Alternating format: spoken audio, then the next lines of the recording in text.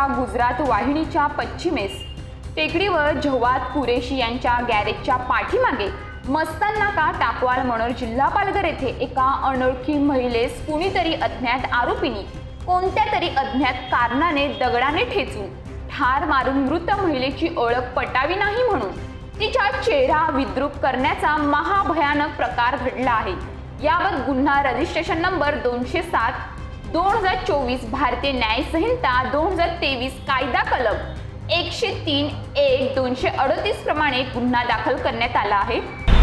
पालघर जिल्ह्यामध्ये एखाद्या छोट्याशा गोष्टीवरून किंवा एखाद्या कारणावरून मारहाण केली जाते, त्यामध्ये टोकाचे पाऊल उचलले जाते, असे अज्ञात मृतदेह सापडण्याच्या घटनेमध्ये आपल्याला वाढ झालेली दिसते, बघायला मिळते। तर काल मस्तान नाका येथेही एका अज्ञात महिलेचा मृतदेह सापडला होता।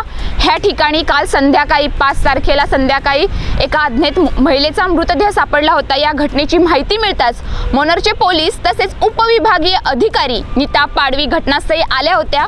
महिलेच्या डोक्यावर कोणीतरी दगडाने मारलं होतं, तसेच तिचा चेहरा, तिची ओळख पटावी नाही म्हणून तिचा चेहरा विद्रूप करण्यात आला होता।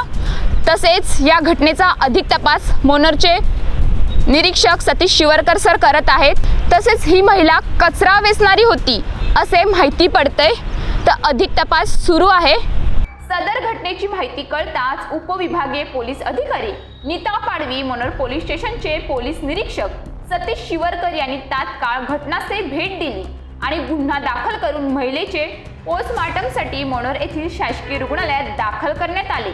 सदर महिलेसोबत अतिप्रसंग देखील केला गेल्याची शक्यता नाकारता येत नाही। सदर महिला कचरा गोळा करणारी असल्याची चर्चा देखील परिसरात होत आहे। या गुन्ह्याचा अधिक तपास मनोर पोलीस निरीक्षक सतीश शिवरकर तसेच मनोर उपनिरीक्षक अमोल चिंदे करीत आहेत।